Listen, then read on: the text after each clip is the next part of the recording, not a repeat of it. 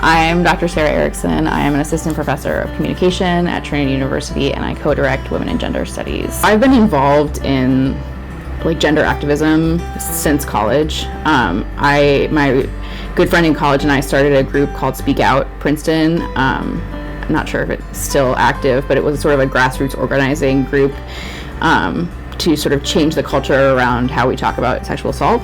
In grad school, knew I wanted to look at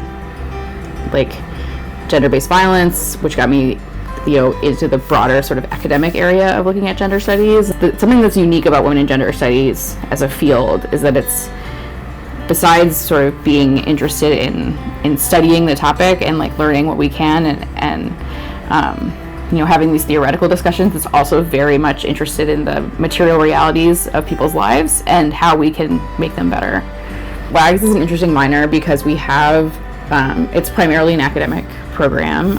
So I work with Dr. Tam in history to develop the curriculum every semester, figure out who's available to teach what classes, because we don't have any full-time WAGS staff or faculty. One sort of part of the job, right, is figuring all of that stuff out and managing the minors and helping people make sure they complete the minor and signing paperwork and all of that.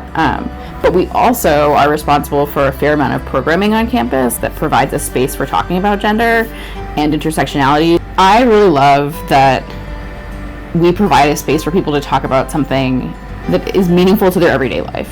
It can be really challenging to get people really, professors especially, really involved because we're all so busy. Dr. Tam and I both co-direct the minor, and on top of doing our entire job, which is, my entire job is being a comm professor, doing research, doing service, teaching, and then for fun on the side, I direct this minor. I am admittedly a bit of an idealist about higher education.